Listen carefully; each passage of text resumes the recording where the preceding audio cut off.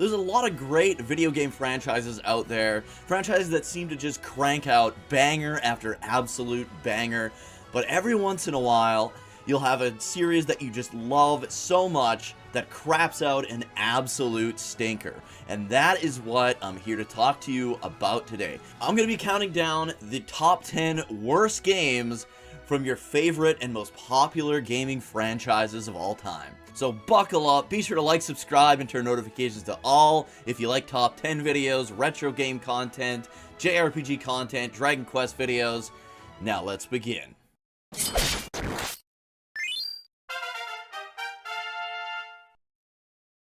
Number 10.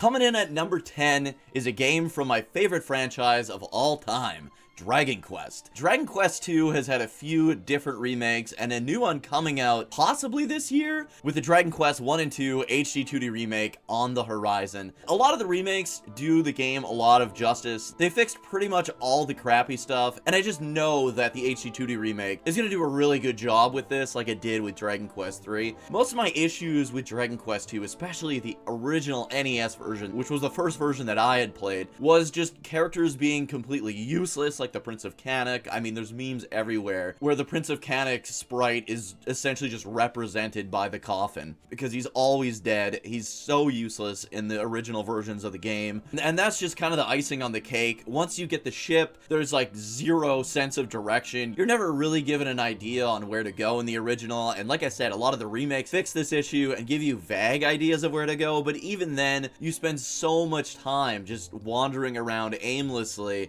and wasting your time, and there's nothing crappier than a game that just wastes your time for no reason at all. Dragon Quest 2 is definitely a classic. They definitely bit off a lot more than they could chew back then, with the game being 4 to 5 times larger than the original Dragon Quest. I appreciate what it did for the series. They learned a lot from their mistakes in Dragon Quest 2 to make Dragon Quest 3 as great as it is, but at the end of the day, I just can't recommend Dragon Quest 2 to newcomers to the franchise, and that is why Dragon Quest 2 is the 10th worst game from one of my favorite franchises. Number 9.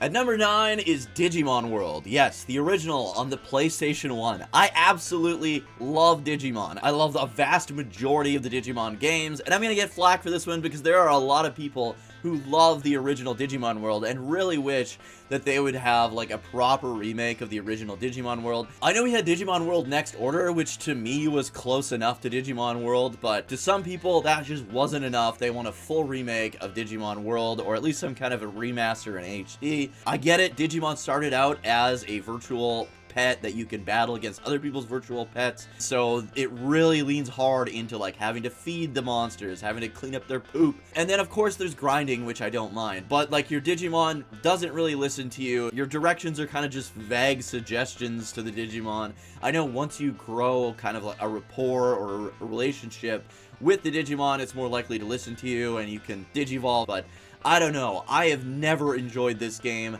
I tried getting into it the closest way I knew possible, which was playing Digimon World Next Order, and I did get a far ways into that game. My biggest problem probably with these games is you don't really have much of a choice when it comes to what they're going to evolve into, and then once they hit a certain age, they just die, and you're kind of starting from square one again. So you get super far into the game on, say, like a champion Digimon or an ultimate Digimon. I think ultimate was the max in Digimon World, and it was like super hard to get to. But anyways, you would get to maybe an evolution that you actually liked, and then all of a sudden it would die, and there's no guarantee whatsoever you're gonna get that same evolution again, and you're starting back at either an in-training or a rookie, and it was just so frustrating. I absolutely hated it, and that is why it's here as the number 9 worst game from one of the most popular franchises.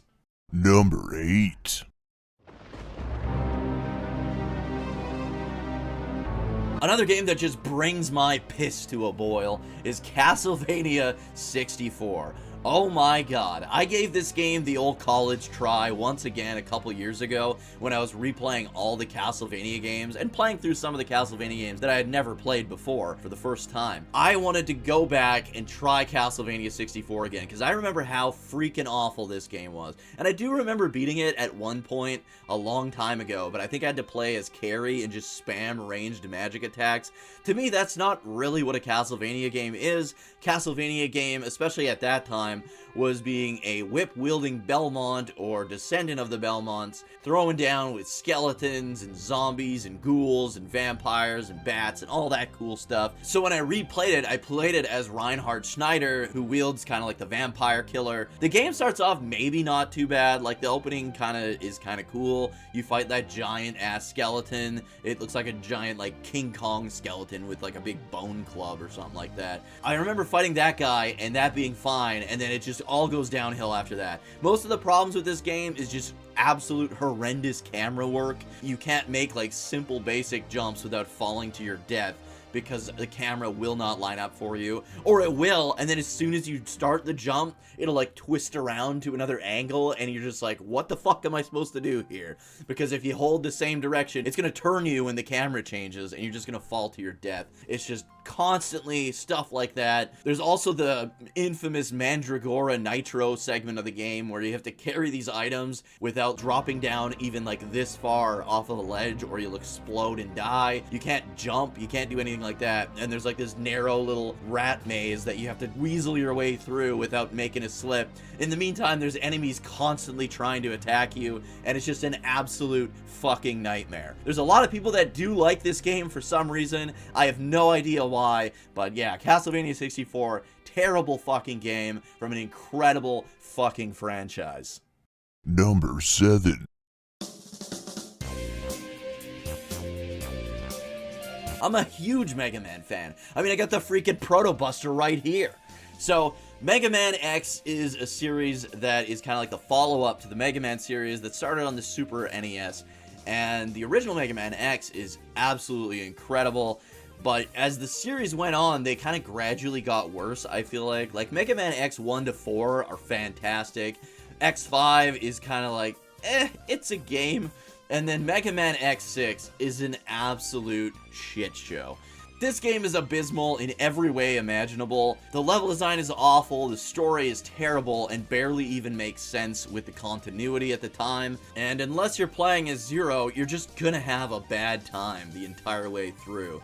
There's tons of bad voice acting. The difficulty is just absolutely insane. You have to rescue these Reploids before these like little nightmare things get to them and corrupt them. And rescuing these Reploids are the only way to really upgrade your characters. And these nightmare thingies are like constantly killing them before you can even figure out where they are. Some of the time you have to make like a leap of faith to your death in order to rescue a Reploid. It's just constant bullshit like this throughout the entirety of the game. The boss fights are terrible, the level designs are terrible. There's a level where you have to fight these donut dragons, and there's like fiery death coming up towards you the entire time, and if you simply touch that fire once, you're dead. You have to start the whole damn thing over. I hate this game so much and love this franchise so much, so it had to be here at number 7.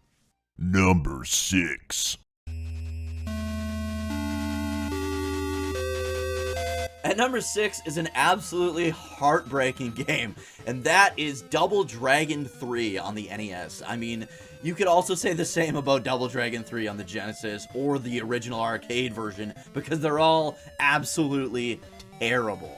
Double Dragon 3 on the NES is probably the best of the Double Dragon 3s, and it is ungodly difficult. I always joke with my buddy Fates that if you could beat the dojo, which is like literally the opening screen of the game, I consider that beating the game. Everything else is just post-game, alright? That game is so incredibly difficult. And this is coming off Double Dragon 2, which is one of my favorite NES games of all time, and is actually the very first game I ever played. So I have a lot of nostalgia and love and connections with Double Dragon, the series, because of that. Growing up playing Double Dragon 1 afterwards, I love that game, Double Dragon 2, and then I remember going to my uncle's place, and he had Double Dragon 3. The Rosetta Stone. And I just thought it was the coolest thing ever. I mean, graphically, this game looks great. And all the, like, parts it shows on the back of the box look incredible. And I'm sure this could have been a great game had the difficulty been cranked way down. And I'm not like a whiner or anything like that when it comes to difficulty. I've beaten Ninja Gaiden 1 through 3.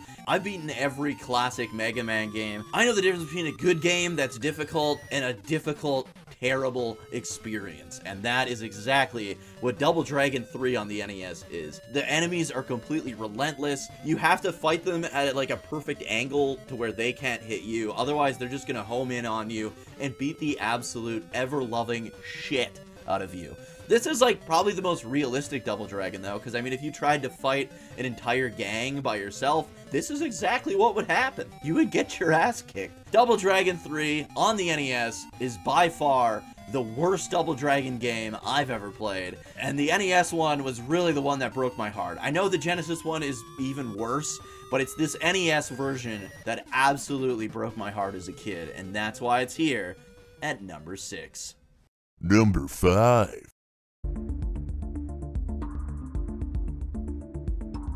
Oh god.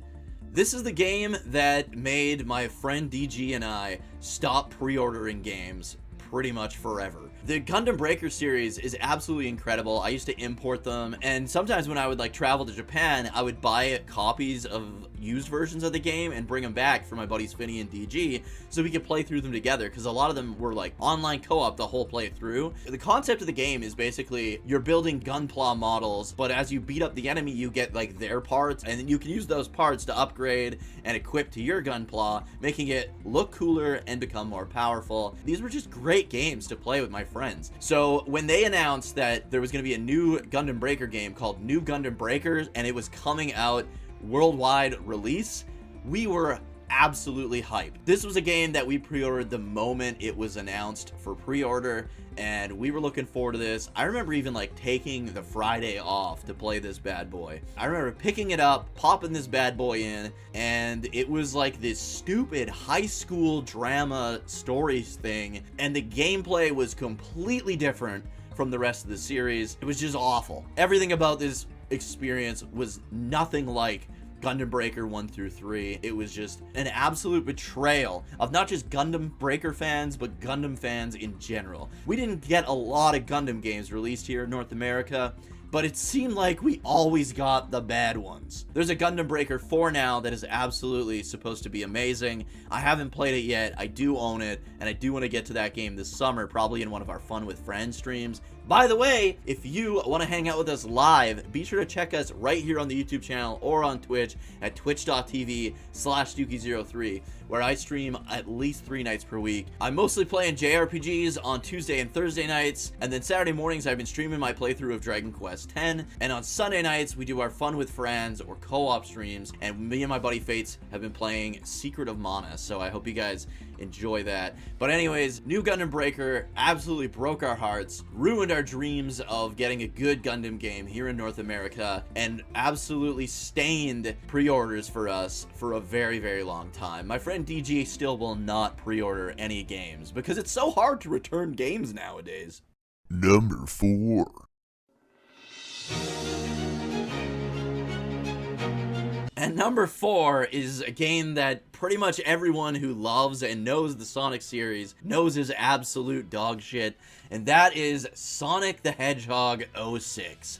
This game was supposed to be like a next-gen system seller for like the PS3. I think it eventually did get released on the Xbox 360, I'm not too sure, but the load times were abysmal. The gameplay was janky and buggy and glitchy as hell. This is the most unplayable game I've ever experienced, especially when it first came out. I remember grabbing this bitch being like, what the hell is this? Graphically, it was incredible. The opening cutscene, it like drew me in. I was like, this is cool as shit.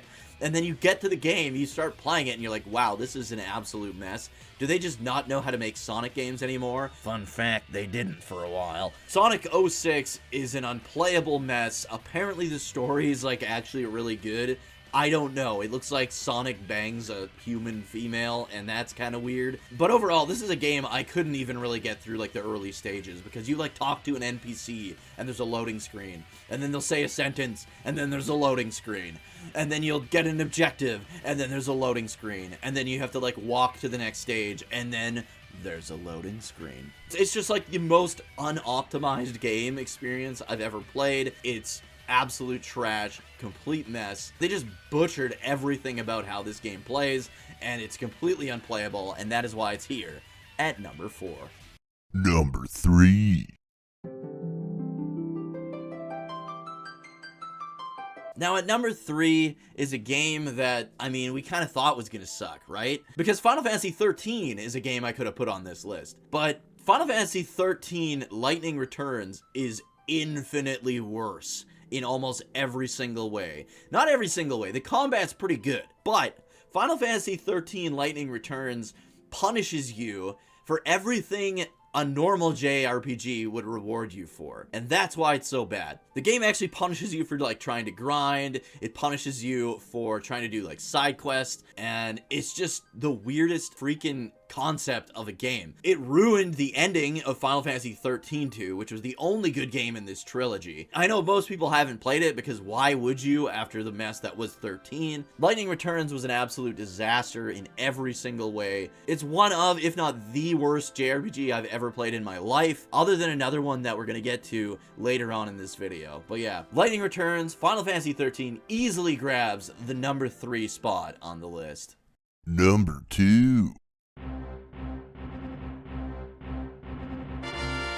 Star Wars fans, don't even consider taking a look at this game, because it is absolute horseshit. Star Wars Rebel Assault on the Sega CD is a game that I remember buying because it was one of those games where the back of the box just looked so freaking cool.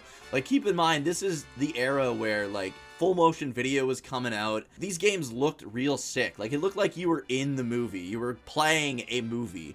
And to us at that time, that was, like, the best graphics could get. Everyone loved Star Wars when this game came out. So to be able to play through a Star Wars story where you're, like, in a bunch of, like, fighter ships in space and doing a bunch of dogfights against the Empire and piloting all these different ships, it just looks so cool until you actually pop that bad boy in and play it. And that's when everything falls apart. This game is completely unplayable to the point where I've never beaten the tutorial mission. All you have to do is fly a shuttle through, like, some, like, trench run on Tatooine, I'm pretty sure it is, and it is freaking impossible. I've tried this like 100 times and never been able to beat the damn thing. I've gotten close, I think. This game has the most stiff controls out of any game I've ever played. I have no idea how to make this fucking shuttle turn like the game thinks it should, because it just will not. I've reduced my speed, I've tried increasing my speed, I've just held down turning to the left the entire time, and it just won't turn sharp enough for me to actually not crash and freaking die. Don't play this game at all, even if you're a Star Wars fan. In fact, especially if you're a Star Wars fan. Do not play Star Wars Rebel Assault on the Sega CD. Number 1. At number 1 is the worst JRPG experience of all time. Remember how I said Final Fantasy 13 Lightning Returns punishes you for everything that you would normally do in a JRPG? While Lunar Dragon Song takes that concept and cranks it up to infinity. Simply walking around and battling damages all your gear. You have to choose between either gold or experience in every battle. So you're constantly ruining your equipment every battle. And then you have to decide, hey, do I want to actually be able to keep using this equipment? Or do I want to gain experience points and get stronger? Either way, it's kind of a lose-lose situation, because you're missing out on something that you absolutely freaking need. There's also no wandering around and exploring. You use your stylus to kind of select where you want to go in towns and stuff. It's just completely boring and unimaginative in the highest degree. This is a game I wouldn't want my biggest enemies to experience. Let's just put it that way. And the reason it's at number 1 is all those reasons and the fact that the Lunar series is so absolutely perfect. It is one of my favorite franchises of all time, right up there with Dragon Quest with me. These games are so full of charm. They have some of the greatest JRPG character stories of all time. I love the monster designs. I love the concept. I love the world of Lunar. And this game actually is connected. It takes place 1,000 years before the original Lunar. It just tarnishes. It's the ultimate shit stain on the legacy that is the Lunar franchise. And that is why it's here at number 1. Do not play this game no matter what. Watch like a Let's Play or something like that if you want to experience the story. I understand, because Lunar is a great story across all the other games, so you might want to experience the story of this game, but just don't play the damn thing. I promise you, it's awful. I hope you guys are looking forward to the HD remaster of the Lunar Collection coming out on April 18th. I cannot wait for more people to experience these incredible, fascinating games. Alright guys, thank you so much for watching this video. I hope you guys enjoyed it. If you did, please remember to like, subscribe, and turn notifications to all so you won't miss the next one. I hope to see you guys in the next video. And remember, you can also hang out live right here on YouTube as well as Twitch on twitch.tv/Dookie03. I'm always playing a ton of great JRPGs and retro games, so come hang out, and I hope to see you guys in the next one.